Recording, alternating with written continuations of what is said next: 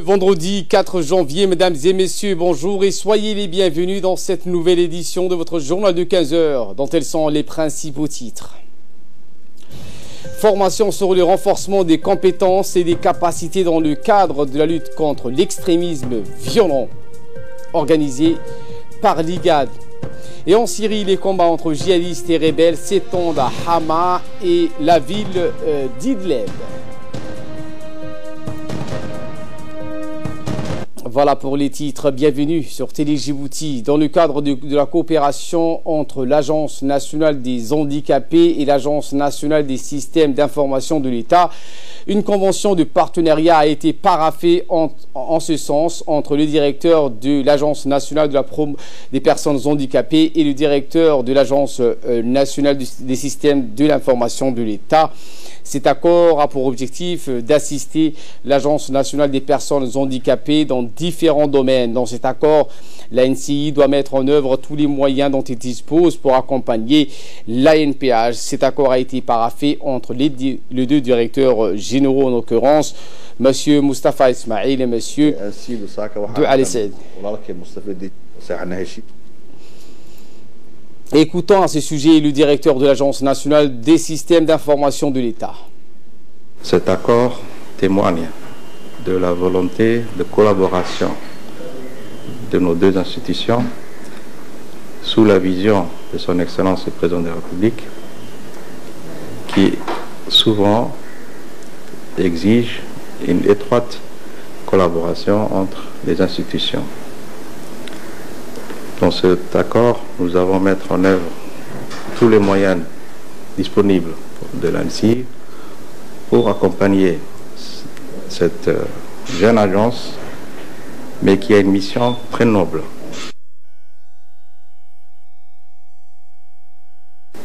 Par l'aide et l'apport surtout aux personnes nécessiteuses que sont les personnes handicapées. L'Association pour la fraternité, la paix et l'éducation a organisé hier un atelier de formation sur le renforcement des compétences et des capacités dans le cadre de la prévention et la lutte contre l'extrémisme violent dans tous les acteurs de la société civile. Cet atelier a eu lieu au Centre d'excellence de prévention et de lutte contre l'extrémisme violent de l'IGAD. Cette session a également vu la participation des associations et organisations pacifistes, agents des changements communautaires et les membres de communautés scolaires éducative, des membres de la communauté djiboutienne également présidée par Issa Mohamed Ahmad. Cette association a pour souhait donc d'informer, d'éduquer tout être djiboutien ou non afin de partager les valeurs. L'atelier de 2 jours a vu donc la participation de l'ambassade de France à Djibouti et la direction du Centre d'excellence de prévention et de lutte contre l'extrémisme violent de l'IGAD. Objectif: montrer comment utiliser les instruments de prévention et de lutte contre l'extrémisme violent en s'armant des valeurs comme la fraternité, la paix, l'éducation comme vecteur de transmission. Également dans l'actualité de ce 15 heures, la foi et la prédication comme un outil d'intégration sociale dans le cadre des activités du secrétariat d'État à la jeunesse et au sport visant à promouvoir l'intégration sociale des jeunes. La direction des CDC organise chaque semaine dans les différents centres de développement communautaire des soirées de prédication religieuse. L'objectif de ces prêches religieux est de s'orienter et d'orienter les jeunes vers un retour aux sources socio-culturelles en vue de stimuler une meilleure intégration sociale en adéquation à nos croyances et nos valeurs traditionnelles. C'est dans ce sens que les centres de développement communautaire du quartier 3 et Anguilla ont organisé chacun jeudi dernier des grandes soirées de prédication sous le thème « Les jeunes et les fléaux destructeurs ». Les prêches ont été dispensés par des imams couramment versés dans l'amour de notre belle religion et devant un parterre de jeunes.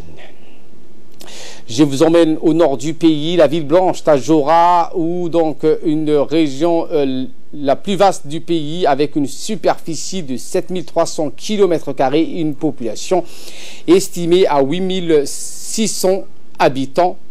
À 86 000 habitants, Certes, la décentralisation des infrastructures portières a permis de doter la région de 2 grands ports, à savoir le port de Tadjoura et le port minier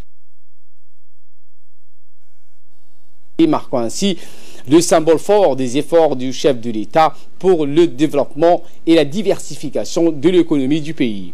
En effet, ce projet de grande envergure a permis aux Tajouriens de profiter en majorité d'emplois à l'ouverture du port de Tajoura et infléchit la courbe du chômage, sans doute reliée à l'Éthiopie par la route allant de Tajoura à Balhou, est actuellement en phase finale et sera très prochainement et président de la République, son Excellence Ismaël Omar Guelleh. L'année 2018 a été marquée par l'ouverture du port de Tajoura, l'accès à l'eau qui est une priorité du gouvernement dans des zones difficiles, à savoir dans les secteurs, dans la sous-préfecture de Doura. Le promoteur Bourhan Mohamed Ali Gadele a réalisé une construction qui a permis d'embellir la ville de Tajoura. Et de là, nous passons aux nouvelles à travers le monde. Je vous disais en titre, en Syrie, les combats entre djihadistes et rebelles s'étendent à Hama et Idlib. Les affrontements qui ont éclaté mercredi 2 janvier à l'ouest d'Alep entre djihadistes et rebelles pro-turcs se sont étendus jusqu'à hier aux provinces d'Idlib et de Hama, faisant des dizaines de morts dans les deux camps, en plus d'une vingtaine de civils, selon les sources policières. Face à l'avancée de Hayat Tahrir al-Sham, l'ancienne branche d'Al-Qaïda en Syrie, à l'ouest d'Alep, les rebelles pro-turcs ont décrété la mobilisation générale et ont lancé hier une contre-offensive dans les provinces voisines d'Idlib et de Hama. Le Front de Libération Nationale et une coalition regroupant une douzaine de formations pro-turques et l'armée nationale syrienne fondée par Ankara ont envoyé d'importants renforts pour essayer de stopper la progression des djihadistes. Ils ont lancé une vaste contre-attaque à l'est d'Idlib pour prendre les villes de Saraqeb et de Ma'arid al-Nuhman. La tempête Babouk paralyse la Thaïlande en état d'alerte météo ce vendredi. Des dizaines de milliers de touristes se retrouvent bloqués sur les îles habituellement paradisiaques du golfe du Thaïlande. Eh bien, la tempête tropicale Babouk est arrivée dans la nuit sur la zone et a provoqué la fermeture des aéroports et la suspension des navettes maritimes. C'est la première fois depuis plus d'un quart de siècle qu'une telle tempête frappe la région en dehors de la période des moussons, des vents soufflant à plus de 80 km/h et des vagues dépassant les 5 mètres. La tempête est beaucoup plus importante que prévu, mais ne devrait pas se transformer en typhon. Aux États-Unis, pour terminer, les démocrates ont fait leur entrée à la Chambre. Nancy Pelosi, de retour à la présidence de la Chambre des représentants aux États-Unis. La dirigeante démocrate a été réélue Speaker après la victoire des démocrates à la Chambre le 6 novembre dernier. Nancy Pelosi avait été la première femme à occuper ce poste de 2007 à 2011, année qui a vu les républicains reprendre le contrôle de la Chambre basse du Parlement américain. Quant à la demande de Donald Trump de budgétiser 5 milliards de dollars pour un mur à la frontière mexicaine, elle a été superbement ignorée par la nouvelle majorité. Pour la première fois depuis l'entrée en fonction de Trump en janvier 2017, on retrouve un Parlement américain divisé entre un Sénat resté républicain et une Chambre passée sous le signe des démocrates. Voilà pour l'essentiel de ce 15h. Merci à vous de nous avoir suivis et très bon suivi des programmes sur Télé Djibouti.